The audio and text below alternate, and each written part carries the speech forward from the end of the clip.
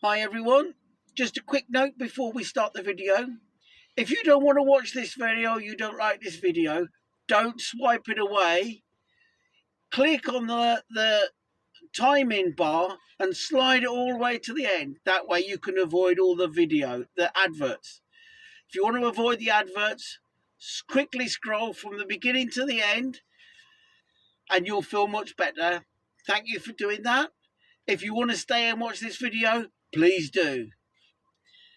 Today's video is about the Level 3 Bagpipe Exam.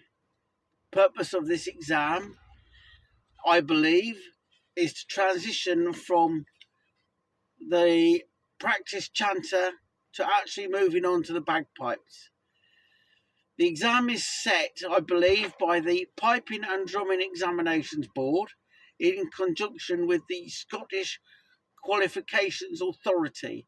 They've both got websites and they both produce documents, which I will put in the link below so that you can read up on these documents and read them for yourselves. So why am I doing this video? Well, I was questioning myself on when is the right time to transition from the practice chanter to the bagpipes.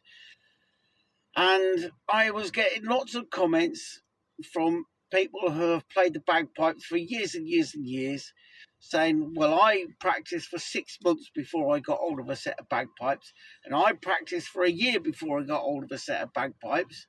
Somebody else said, just go and get a set of bagpipes and practice on them. And I thought, well,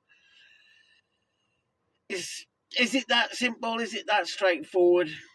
Because all the general thing is you start on the practice chanter, you practice, and then when you're ready, you go to the bagpipes. So what's involved in this exam?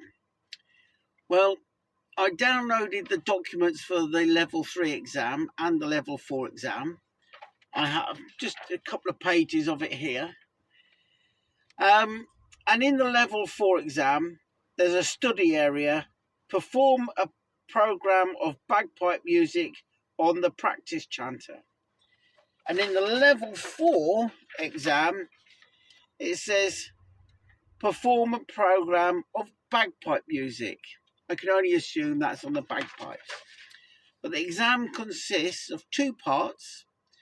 One is the 1-hour written exam on bagpipe music, and the second part is a practical which involves playing a sample of music on the practice chanter. Now, for the practical part of the exam, as far as I can work out, it comes in 3 parts. The first part is a clap rhythm test. The second part is playing on the practice chanter a series of embellishments, demonstrating you can play those embellishments correctly, and then finally playing 5 tunes from memory about the stave clefs, notes, both the pitch of the note, or A, B, C, D, etc., etc., and the duration of the note in beats, so it's quavers, crotchets, etc., etc. There are other questions about how to maintain your chanter and general things that you need to know for reading and writing music. There's sections on embellishments, from throws to grace note. Practice or prepare for the practical, I think it's just a case of practice, practice, practice. Practice, practice, and more practice. And away you go. Now, for the written exam, the written part, I think what you need to do is to go away and get online, get some sheet music, make sure you know all the names of the pitches and where the pitches are on the stuff. You need to get a chart of the names of the different notes, the crotchet, the quavers, etc., and learn them.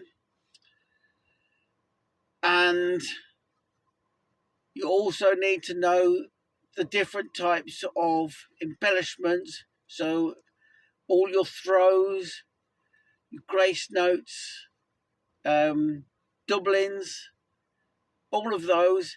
You probably won't be asked about all of them, but you've got to know all of them.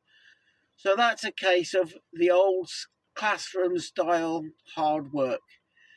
Now, I'm not going to say to everybody here, you have to take this exam. I'm not. You can take any exam from level 2 to level 8 at any time you want without taking any of the preceding ones. That's according to the website for the Scottish Qualification Authority. So it's up to you, or a choice between you and your tutor if you have a tutor. I am making this video because I am teaching myself to play the bagpipes and I don't have a tutor, and I thought it would be useful to understand where the line is drawn in the sand so that I can focus on that before getting myself on the bagpipes. I'm clearly not ready just yet, but I am getting closer.